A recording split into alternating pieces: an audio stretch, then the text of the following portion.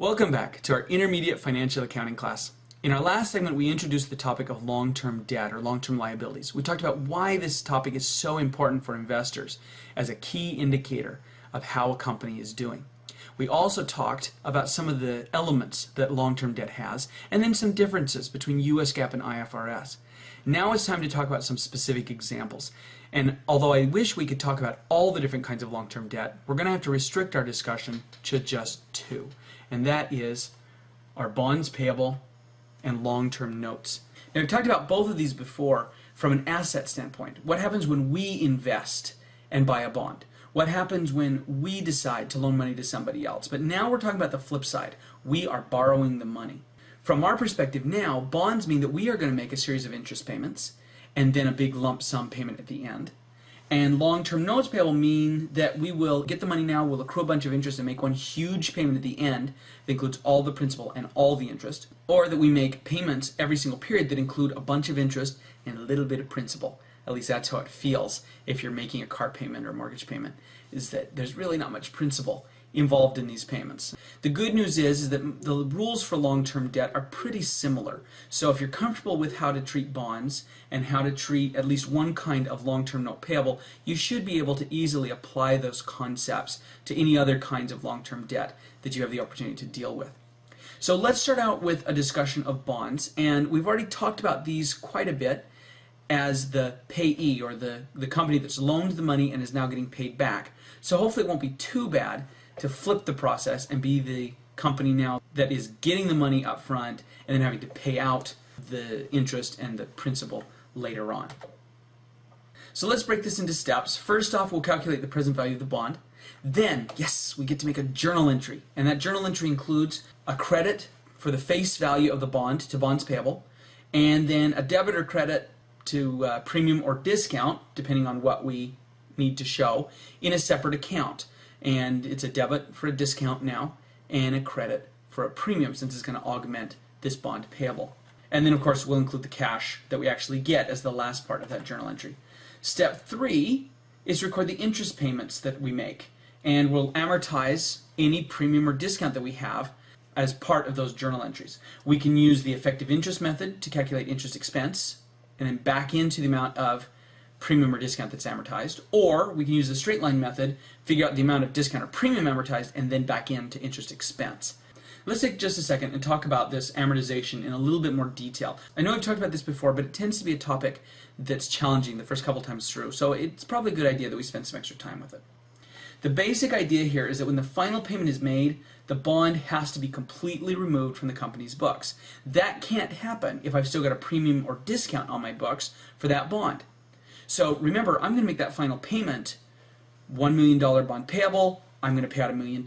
That's my journal entry. That premium or discount's got to be gone before I make that payment. So we got to get rid of it somehow. And the way we do it is with one of the two amortization methods. One of them is the straight line method. Now the straight line method means that I take the full amount of the discount or the premium and I divide it by the number of payments. It's kind of like straight line depreciation, hence the similar name. There's just no salvage value. I want it to go to 0. I then take that amount and I'm going to debit or credit premium and discount, whatever I need to get rid of that account, by that amount every single time. So I know the cash amount that I'm going to have to pay, that I had to get as part of my present value calculation. I now know the premium or the discount, which means that I can back into what interest expense has to be to make my journal entry balance. So with this straight line method, I calculate the premium or discount and back into, as a plug figure, interest expense. Effective interest method is the opposite. I use the book value of the bonds times the market rate or the effective rate or the discount rate, whatever term you want to use, and that gives me my interest expense. And if I know my interest expense and I know my cash, then I can back into what the premium or discount has to be in order to make the journal entry balance. The other main difference between the two is that straight line is going to be the same every single time, because it's straight line. Just like straight line depreciation is the same throughout the whole life of the asset, straight line amortization is the same over the life of the debt. The effective interest method, not so much. It's going to change every time, because the more I amortize away, the more the book value changes, and every time the book value changes, I get a new interest expense. So it's going to be different every single time. The last difference between these two, the effective interest method is preferred by FASB. The straight line method is allowed if and only if it gives you an interest expense number that is not materially different from what you would get under the effective interest method. So it's allowed, but only if there's not a big difference between the two. Keep in mind these two differences. We're going to play around with both of these so you can see them in action as we go. But knowing the differences between straight line and effective interest is a key concept. It's important to know if you're going to deal with bonds. Let's go back to our steps on recording bonds. And we've talked about these first three. The last step is to record the final payment when the bond matures. And again, that's just going to be a debit to the bond payable and a credit to cash, and of course a description, and then we'll be done. Whew. Lots of concepts. Let's do an example. I think we really need one. And so here's a company, this is Epistone, LLC. They've decided to issue a bond because they're going to build a new building. Now hopefully the fact that they've sent out this bond to build a new building set off little warning bells, and you went back to our discussion of property, plant, and equipment and said, wait a minute, if they take it out for the express purpose of building a building, then that becomes the finance chunk of our weighted average calculation in calculating avoidable interest. And I don't know if you did that or not. I hope you did. It's true, even though this is not technically a construction loan from a bank that meets all the construction loan obligations, it is financing taken out specifically for the building of a physical asset and therefore counts as making it financed.